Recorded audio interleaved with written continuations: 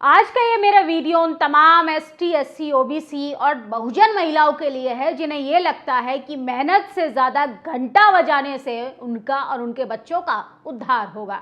सोचिए, आजादी के 78 साल बाद भी जाति की जो चरम सीमा है वो इतनी भयानक है कि जातिवाद का सरेआम नंगा नाच किया जा रहा है। आप अगर दलित महिला हैं, आप अगर आदिवासी महिला हैं, तो आप हिंदुत्व का पिटारा अपने सर पर बिठा के रखिए और अपने बच्चों को गुलामी की जंजीर की तरफ लेकर जाइए, क्योंकि आपको वही करने के लिए तो बोला जा रहा है। सोचिए, एक बाबा किस तरीके से महिलाओं को नसीहत देता है कि महिला 4 बच्चे पैदा करे और एक आरएसएस की शाखा में भेजेंगे। हम 4 के 4 बच्चे आरएसएस की शाखा में भेजेंगे, लेकिन पहले ये शर्त होगी कि उन बच्चों को रोजगार दिया जाए, उन बच्चों को अच्छी शिक्षा दी जाए, उन बच्चों को भी एसपीडीएम बनाया जाए, उन बच्चों को भी इस देश का प्रधानमंत्री बनाया जाए, क्योंकि ये देश जाति से नहीं संविधान से चलेगा। सोचिए, मामला राजस्थान का है। फिर से एक भयानक वीडियो आया है जो इस देश के संविधान पर, लोकतंत्र की आस्था में भरोसा रखने वाले लोगों की सम्मान के साथ कैसे खिलवाड़ करता है। बीजेपी की वहां पर सरकार है और किस तरीके से वहां के मुख्यमंत्री भजन लाल हैं, लेकिन उनके राज में किस तरीके से दलित, पिछड़े, आदिवासियों के साथ बर्बरता हो रही है, इस पर कोई बात नहीं करेगा। सोचिए, मंचों पर जाकर बहुजन बहुजन तो चिल्लाने का काम करते हैं वो तमाम लोग जो बहुजन महापुरुषों की आइडियोलॉजी पर तो ताला लगाकर रहना चाहते हैं और मूर्तियों पर माला चढ़ाते हैं। वो कह रहे हैं कि महिलाएं जो हैं, खासकर दलित, शेड्यूल कास्ट महिलाएं, शेड्यूल ट्राइब यानी आदिवासी महिलाएं यज्ञ में नहीं बैठ सकती हैं, क्योंकि वैदिक परंपरा के अनुसार तो वो पिछड़ी महिला है, वो अछूत महिला है। क्या इस देश में संविधान लागू होने के बाद भी मनुस्मृति से देश चलाने की कोशिश की जा रही है? मनुस्मृति महिलाओं पर थोपी जा रही है। सोचिए, किस तरीके से एक शख्स सरेआम कह रहा है भाषण के दौरान कि हम अपने यज्ञ में दलित महिलाओं को नहीं बिठाएंगे, हम अपने यज्ञ में आदिवासी महिलाओं को नहीं बिठाएंगे। हाँ, वो कलश यात्रा निकाल सकती है, वो आपकी गुलामी को उठाकर सर पर लेकर रैलियां तो निकाल सकती हैं, जुलूस तो निकाल सकती हैं, लेकिन वो आत्मसम्मान के साथ यज्ञ में नहीं बैठ सकते हैं। यही वजह तो नहीं है कि दलित राष्ट्रपति को राम मंदिर के उद्घाटन में नहीं बुलाया जाता। सोचिए, किस तरीके से आदिवासी राष्ट्रपति को गर्भगृह में नहीं जाने दिया जाता। आप एसपीडीएम बन जाइए, लेकिन ये जातिवाद जो है वो आपका पीछा नहीं छोड़ेगा। मामला राजस्थान के सीकर जिले का बताया जा रहा है। सोचिए, एसटी एससी एक्ट में तो पहले तो इस पर केस दर्ज होना चाहिए। खासकर उन तमाम महिलाओं को पहले आंखों से पट्टी उतारनी पड़ेगी जो अपने आप को हिंदू कहती हैं और तमाम बाबाओं के पास जाकर जी हुजूरी करती हैं, अपने ऊपर भूत प्रेत लाने का नाटक करती हैं और ऐसी मानसिक स्थिति बना देते हैं पाखंडवाद के आड़ में बाबा कि महिला जो है वो अपना अच्छा बुरा नहीं समझ पाती है। सोचिए, धीरेन्द्र शास्त्री महिलाओं का भूत उतार रहा था। महिलाओं पर कभी कोई इंदिरा गांधी क्यों नहीं आती है? महिलाओं पर कोई राष्ट्रपति बनने का ख्वाब क्यों नहीं आता? महिलाओं पर कोई सावित्रीबाई फुले क्यों नहीं आती है? क्योंकि महिला जो है वो मानसिक रूप से इतनी कमजोर बना दी जाती है कि उसको शिक्षा से वंचित रखो ताकि अपना अच्छा बुरा ना समझ पाए। और सोचिए, राजस्थान में एक पंचायत हो रही है और उस पंचायत में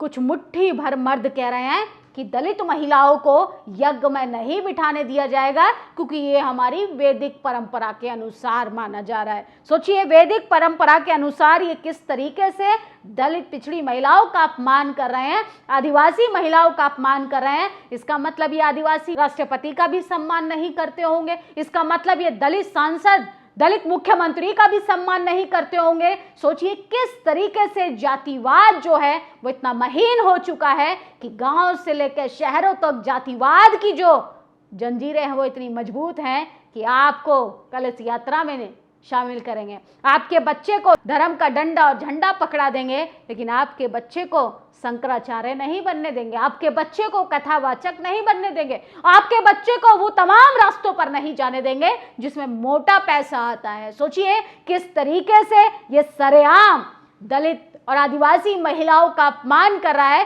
कहाँ है भजन लाल सरकार? कहाँ है मोदी जी का दलित प्रेम?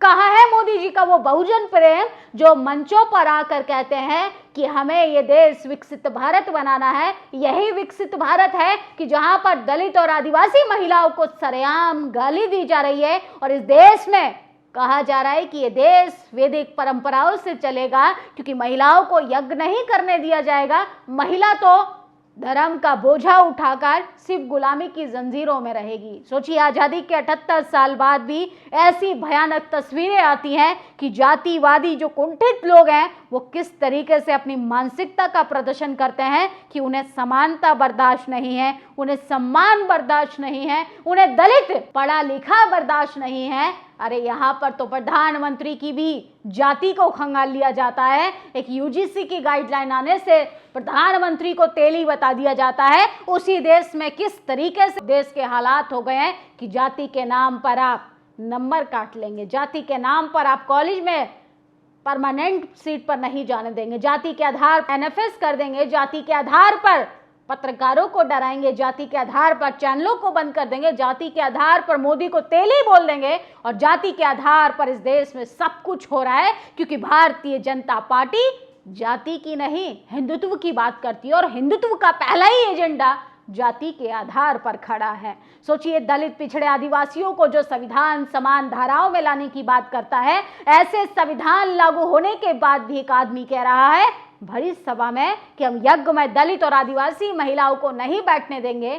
क्या ये देश मनुस्मृति से चल रहा है? यह देश इनकी वैदिक परंपराओं से चल रहा है?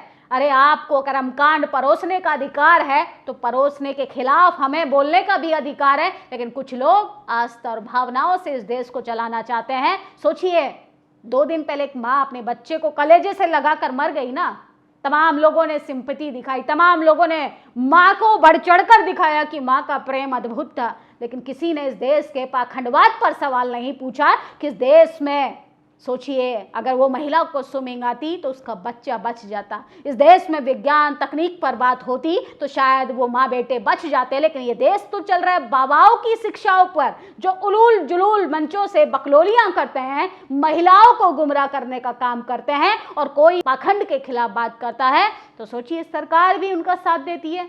सोचिए किस तरीके से लगातार पाखंड और अंधविश्वास परोसा जा रहा है और कोई बात नहीं करेगा उस पाखंडवाद के खिलाफ।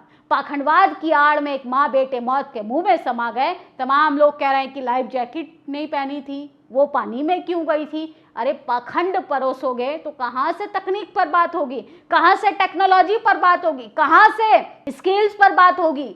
यहाँ तो सिखाया ही जाता है कि आप कर्जा लेकर जाइए, बाबा आपको मुक्ति के मार्ग पर लेके जाएगा। वो बाबा जो गुची का चश्मा लगाता है, वो बाबा जो चार्टर प्लेन से चलता है, वो बाबा जो आपको ये तो बताएगा कि आपका दुश्मन मुसलमान है, और वही दुबई जाकर बिरयानी का मजा लेने का काम करते हैं। तो सोचिए किस तरीके से जातिवाद की जो जड़ें हैं वो इतनी मजबूत हो गई हैं कि हम जातिवाद पर बोलते हैं, जातिवाद के खिलाफ बोलते हैं तो उन्हें हम जातिवादी लगते हैं। एक सरेआम भरी सभा में आदमी कह रहा है कि हम दलित पिछड़ी महिलाओं को, आदिवासी महिलाओं को यज्ञ में नहीं बिठाएंगे क्योंकि ये हमारी वैदिक परंपराओं के खिलाफ है, इसलिए कोई बुरा ना माने। अरे बुरा कैसे ना माने? क्या ये लोग संविधान को नहीं मानते हैं? क्या ये लोग लोकतंत्र को नहीं मानते हैं? वैदिक परंपराओं से देश नहीं चलेगा, ये देश संविधान से चलेगा, और संविधान के राज में सबको संविधान मानना पड़ेगा। और सोचिए ऐसे जातिवादी लोगों पर ST/SC एक्ट में तो मुकदमा दर्ज होना चाहिए, क्योंकि उन्हें नहीं पता है कि दलित महिलाओं की क्या पीड़ा है, इन्हें नहीं पता है कि दलित महिलाएं क्या कुछ भुगतती हैं। सोचिए सम्मान देने की बात आई, सिर्फ सम्मान लेना जानते हैं, सम्मान देने की बात आई तो किस तरीके से ये लोग किसी को नीचा बना देते हैं, किसी को ऊंचा बना देते हैं, किसी को दलित बना देते हैं, किसी को जाति के आधार पर ये तय कर देते हैं कि हम किससे सर्वश्रेष्ठ हैं और कौन हमसे नीचा। शर्म आनी चाहिए ऐसे लोगों की मानसिकता पर। और सोचिए मध्य प्रदेश में जहां पर मोहन जी की सरकार है, मोहन यादव, वही मोहन यादव जिनको जाति के आधार पर कहा जा रहा था कि मोहन यादव जाएगा जाकर भैंस चराएगा। जरा देखिए आपके मध्य प्रदेश में कितनी भयानक तस्वीरें हैं, ऐसी हृदय विदारक घटनाएं हो रही हैं, आदिवासी को सरेआम पीटा जा रहा है, लेकिन आप तो हिंदू राष्ट्रीय बनाने के लिए धीरेन्द्र के साथ रैलियों में शामिल होंगे। सोचिए आपकी सरकार रहते हुए अगर इंसान सम्मान से नहीं जी पा रहा है तो मुझे लगता है आपको इस्तीफा दे देना चाहिए। मध्य प्रदेश के सिंगरौली में एक असहाय आदिवासी आदमी को भद्दी भद्दी गालियां दी जा रही हैं। पीटने का यह वीडियो मानवता को शर्मसार करता है। आदिवासी की जमीन छीनने के साथ साथ उसके साथ खुलेआम जानवरों से भी ज्यादा बदतर व्यवहार किया जा रहा है। डबल इंजन सरकार को ये बर्दाश्त नहीं हो रहा है। बीजेपी सुई टपक सन्नाटा है। इन दरिंदों को पुलिस प्रशासन सरकार किसी का डर नहीं। कितना दुखद है ये सब कुछ कि आदिवासी के साथ हमारा देश में ये अराजकता हो रही है। तब हो रही है जब महामहिम राष्ट्रपति द्रौपदी मुर्मू आदिवासी समाज से आने के बाद इस देश की सर्वोच्च महिला है। तो सोचिए, बीजेपी के उन तमाम नेताओं के चेहरों पर मत जाइए जो जाति के आधार पर पावर में बिठा दिए गए हैं। अरे सोशल जस्टिस, बाबा साहब के संविधान को मानने वाला व्यक्ति चाहिए। जब तक वो पावर में नहीं जाएगा तब तक दलित पिछड़े आदिवासियों की स्थिति इतनी बदतर रहेगी कि आपको आपकी जमीन भी छीनी जाएगी, आपको पीटा भी जाएगा, आपको दरकिनार भी कर दिया जाएगा, आपको अछूत भी बना दिया जाएगा। सोचिए, मोदी जी के गढ़ की बात करें तो वहाँ पर एक आयोजन होता है और वहाँ पर दलितों को कहा जाता है कि तुम अपना थाली और अपनी कटोरी अलग से लेकर आओ। कैसे उद्धार होगा, कैसे विकसित बनेगा, कैसे हिंदू राष्ट्र बनेगा? क्या ये लोग हिंदू नहीं हैं? सोचिए, हिंदू हिंदू कहकर आप लोग डंडा और झंडा तो उठवा लेते हैं, लेकिन वही हिंदू को जब अधिकार देने की बात आती है तो तमाम लोग कलम कसाई बन जाते हैं, तमाम लोग मनुवादी बन जाते हैं, तमाम लोग जातिवादी बन जाते हैं और लोगों की भावनाएं आहत हो जाती हैं। क्योंकि इस देश में भावनाओं का जो पिटारा है वो सिर्फ दलितों के माथे पर रख दिया गया है कि आपकी बोलने की औकात नहीं है, आपको बोलने का अधिकार नहीं है, आपको बोलना ही नहीं है। क्योंकि इस देश में कुछ विशेष वर्ग के लोग हैं जिन्होंने इतिहास भी खुद लिखा, इतिहास के पन्नों में खुद को सर्वश्रेष्ठ बनाया और जिन्होंने ये तय किया कि कौन यज्ञ में शामिल होगा और कौन नहीं।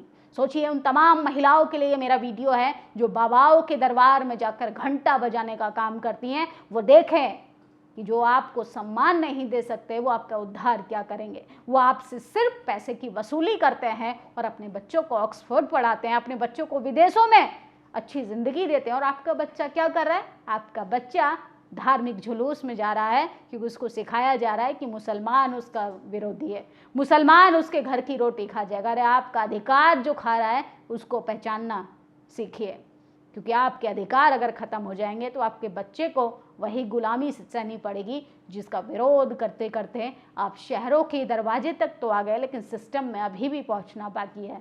फिलहाल इस खबर पर अपनी प्रतिक्रिया जरूर दीजिए। शुक्रिया। दस्तक की आपसे गुजारिश है कि अगर इसको बचाना चाहते हैं तो नेशनल दस्तक को सब्सक्राइब करने के लिए रेड कलर के सब्सक्राइब बटन को दबाएं, फिर बेल आइकन की घंटी दबाएं। नेशनल दस्तक को बचाने के लिए बहुत जरूरी है कि हर खबर को शेयर करें, लाइक करें, कमेंट जरूर करें।